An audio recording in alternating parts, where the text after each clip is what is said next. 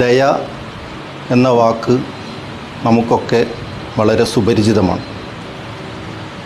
ഹൃദയമുള്ളവനൊക്കെ വളരെ സന്തോഷത്തോടെയും അഭിമാനത്തോടെയും പറയുകയും ചിന്തിക്കുകയും ചെയ്യുന്ന ഒരു വാക്കാണ് ദയ എന്നത്. മനുഷ്യൻ്റെ മനസ്സിൻ്റെ ഏറ്റവും വലിയ ഒരു വൈശിഷ്ട്യം, വിശിഷ്ടമായ മനസ്സിൻ്റെ വൈവിധ്യങ്ങളിൽ പ്രധാനപ്പെട്ട ഒന്നാണ് ദയ എന്നത്.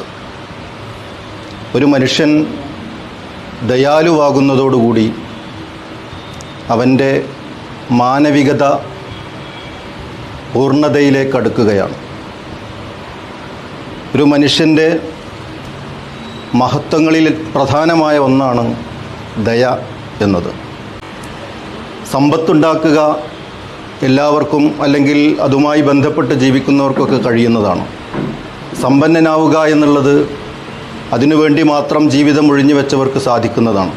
പക്ഷേ സമ്പന്നനാവുന്നതോടൊപ്പം തൻ്റെ സഹജീവികളെ കാണാൻ സാധിക്കുക എന്നുള്ളത് അതിന് സാധാരണഗതിയിൽ ഉള്ള കഴിവ് പോരാ.